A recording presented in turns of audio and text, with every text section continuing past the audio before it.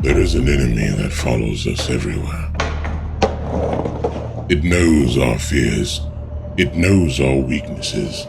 It knows exactly where to strike.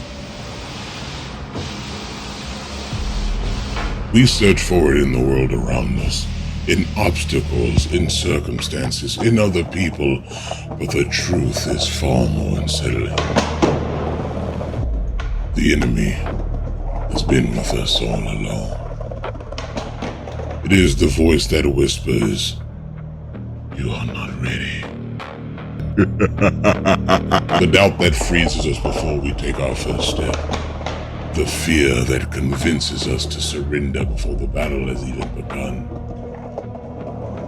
No rival can hold us back as much as our own hesitation. No wall is higher than the one we build in our minds.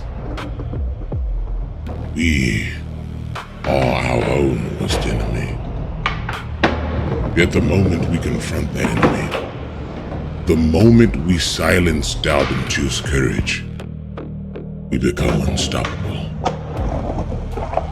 Because the greatest victory is not over the world. It is that which is over our own mind.